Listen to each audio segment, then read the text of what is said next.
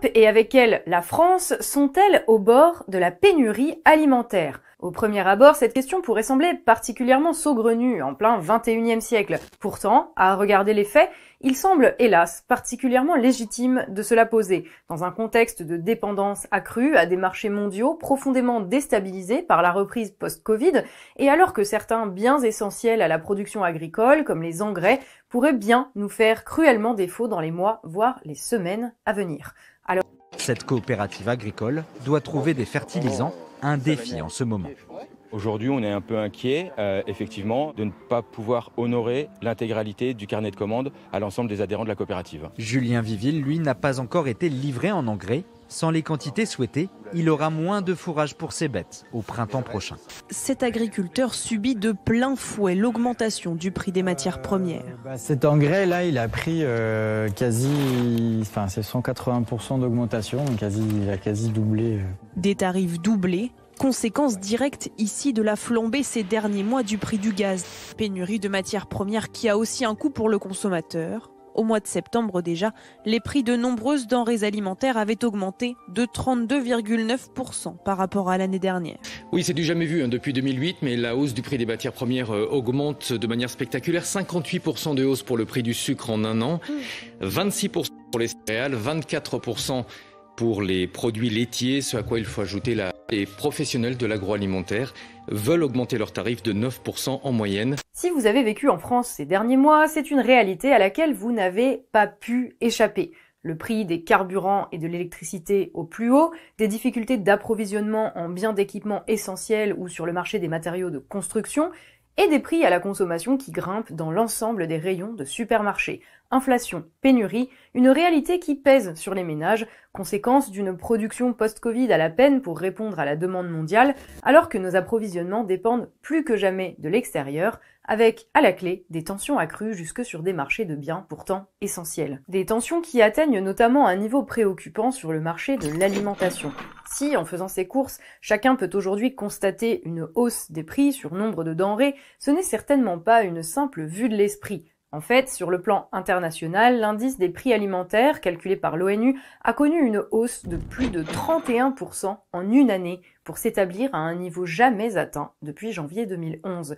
Une comparaison qui n'a rien d'anodin, puisqu'à l'époque, le niveau des prix alimentaires avait grandement contribué à amplifier les troubles sociaux à l'origine des révolutions arabes. Mais encore ne parle-t-on là que de taux nominal. Indexé sur l'évolution générale du coût de la vie, il faut en réalité remonter au choc pétrolier de 1973, il y a presque 50 ans, pour trouver des prix alimentaires aussi élevés sur le marché mondial.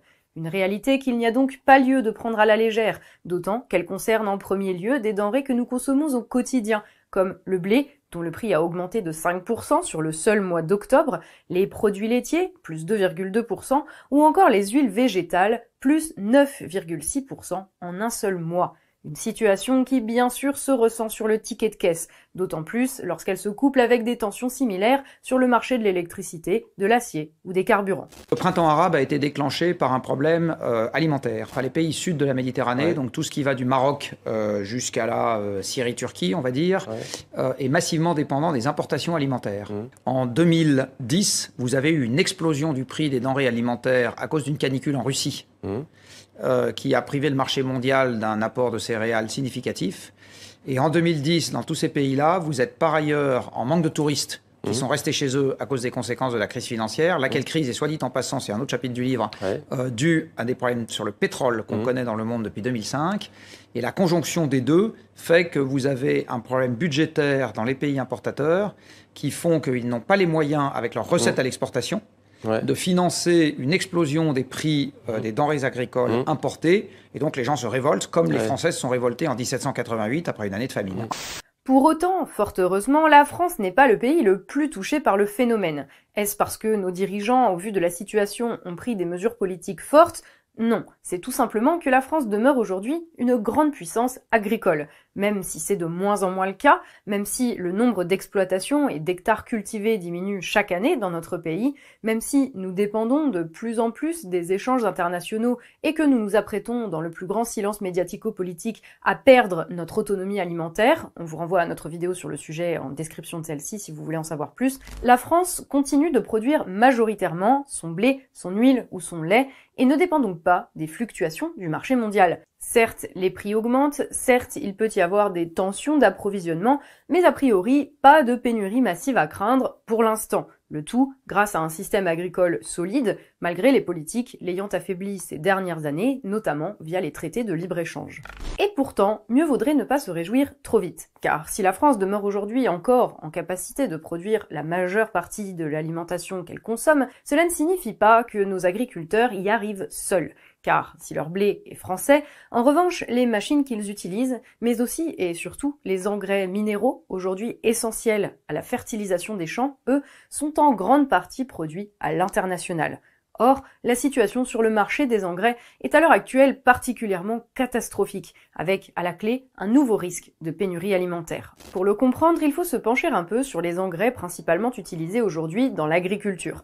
On ne va pas vous faire un cours d'agronomie ici, mais globalement, on parle de 3 types d'engrais. Les ammonitrates, l'urée et les solutions azotées. 3 engrais chimiques à base d'azote, azote qui permet d'augmenter la croissance des plantes et favorise la photosynthèse. Or, l'azote vient ici de l'ammoniac, composé chimique, lui-même issu du gaz naturel, gaz dont les prix crèvent aujourd'hui le plafond. Fort logiquement donc, le prix des engrais, à son tour, explose. Entre novembre 2020 et novembre 2021, le prix de la tonne d'ammonitrate a été multiplié par 3, celui de l'urée par 4. Pour les agriculteurs, le surcoût est donc énorme. Or, normalement, à la saison où nous sommes, plus de 80% d'entre eux ont déjà fait rentrer les stocks pour la saison à venir, pour assurer les récoltes de l'an prochain. Cette année, nombreux sont ceux qui attendent le dernier moment dans l'espoir d'une baisse des prix. Sauf qu'au vu de l'évolution récente des prix du gaz, cette baisse ne semble pas devoir venir. Au contraire, depuis septembre, la hausse s'est encore accélérée, renforçant un peu plus la pression financière sur ceux qui peinent déjà aujourd'hui à vivre de leur activité. Résultat des courses, non seulement il semble d'ores et déjà acquis que l'explosion du coût des engrais se répercutera directement sur les prix alimentaires en 2022, mais encore, il ne s'agit là que de la plus mineure des conséquences, le risque réel n'étant, là encore, pas tant l'inflation que la pénurie. Les deux phénomènes se nourrissant l'un l'autre, sans mauvais jeu de mots, et ce, pour plusieurs raisons. Parce que nombre d'agriculteurs, face à tous les surcoûts, pourraient mettre la clé sous la porte, parce que les agriculteurs ayant attendu trop longtemps pour commander leurs engrais pourraient ne pas être en mesure de fertiliser leurs champs, et parce que d'autres pourraient, pour survivre, s'orienter vers des productions moins demandeuses en engrais azotés, et par exemple cultiver du colza à la place du blé. Sauf qu'avec du colza, malheureusement, on ne fait pas du pain. D'où encore une fois une tension sur les produits alimentaires essentiels pour l'année qui vient, se traduisant au mieux par une simple hausse des prix, au pire par des queues devant des supermarchés vides façon Allemagne de l'Est, voire par des rationnements, comme à la bonne vieille époque de l'occupation. Alors bien sûr, inflation ne signifie pas forcément pénurie. Après tout, les fabricants français d'engrais se sont d'ores et déjà engagés à tenir leurs objectifs de production et devraient être en mesure d'honorer leurs commandes. Et face à une situation exceptionnelle, l'État peut tout à fait prendre des mesures financières exceptionnelles, comme le demandent les organisations agricoles, afin d'aider les exploitants et les ménages à encaisser la hausse des prix. Le problème, c'est que l'on pourrait ainsi limiter la casse si l'on produisait nous-mêmes en quantité suffisante les engrais dont nous avons besoin. Mais si c'est toujours à 90% le cas pour ce qui est des ammonitrates, pour ce qui est de l'urée et des solutions azotées, nous dépendons en revanche très largement aujourd'hui de l'international. 45% des quelques 7 millions de tonnes nécessaires chaque année à l'agriculture française sont ainsi importées. Et là-dessus, on ne va pas vous mentir, il existe un réel risque de rupture d'approvisionnement, et la France ne dispose que de très peu de leviers pour éviter cela. En réalité, notre dépendance aux importations sur le marché des engrais nous place en situation de faiblesse, soumis à la concurrence internationale entre pays importateurs et surtout au bon vouloir de 2 types d'acteurs, les industriels extranationaux et les pays exportateurs. Or, dans le contexte actuel, les deux semblent avoir d'autres priorités en tête que l'autonomie alimentaire de la France. Confrontés à une hausse inédite de leurs coûts de production, nombre d'industriels du secteur ne pensent qu'à sauver les meubles. Le Norvégien Yara International a par exemple d'ores et déjà annoncé une baisse de 40% de sa production en attendant que les prix du gaz se stabilisent. De même pour l'allemand BASF ou pour l'américain CF Industries qui a déjà mis à l'arrêt 2 usines au Royaume-Uni. Des choix sur lesquels nos politiques n'ont aucune prise, s'étant livrés, pieds et poings liés, à ces industriels, et qui accentuent encore les risques pesant sur notre autonomie alimentaire pour l'année qui vient. Et du côté des États, les choses ne sont pas beaucoup plus roses, car fort logiquement, comme chaque fois que les ressources viennent à manquer, les beaux discours sur le libre-échange, valables uniquement lorsque tout va bien, s'effacent au profit de la défense des intérêts nationaux. Craignant pour eux-mêmes la pénurie, les États producteurs de la Russie aux États-Unis freinent leurs exportations et concentrent leurs efforts sur leur marché intérieur, se réservant ainsi la primauté des stocks. Idem pour la Chine, qui depuis plusieurs semaines maintenant bloque dans ses ports des chargements d'engrais initialement destinés à l'Inde. En bref, là où le départ de la production dans des pays à bas coût a dangereusement affaibli la France, les pays qui ont eu l'intelligence de conserver, voire de développer leur industrie, se taillent aujourd'hui la part du lion dans la jungle du commerce mondialisé. Pour tout pays, la capacité à produire de quoi subvenir à ses besoins devient donc aujourd'hui synonyme d'indépendance, de prospérité et de liberté, que l'on parle ici de production d'engrais, de bois, de composantes électroniques ou de masques chirurgicaux. Étant donné que nos territoires ont en gros en moyenne une autonomie alimentaire de 2%, c'est-à-dire que 98% de ce qui est consommé proviennent de flux, mais dans le même temps, 97% de ce qui est produit sur ces territoires est exporté ailleurs.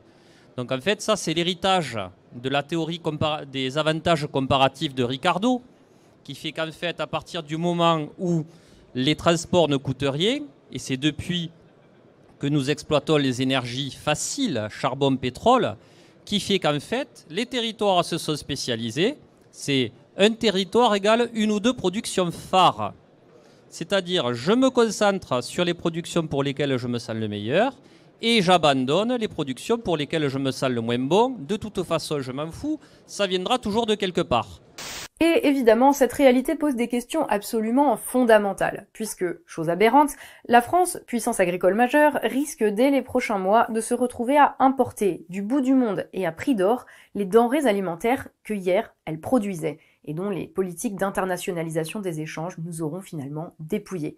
À la condition bien sûr que les autres pays daignent nous vendre une partie de leur récolte, sans quoi nous pourrions carrément être confrontés aux pénuries, au rationnement, voire à terme à des famines, soit précisément tout ce que la mondialisation des échanges prétendait rendre impossible. C'est là un problème de fond que l'on ne peut pas traiter uniquement avec des mesures d'urgence. Si demain il n'y a plus une tonne d'engrais en France, les agriculteurs ne pourront pas plus qu'aujourd'hui fertiliser leurs champs à coups d'indemnités, fussent-elles généreusement distribuées par notre Premier ministre. Si les agriculteurs ont raison de demander des aides d'urgence, le rôle du pouvoir politique n'est pas simplement ici de leur éviter la faillite, mais bien de régler le problème à la racine, en reconstituant un appareil productif national, seul à même de redonner à la France la maîtrise de son destin.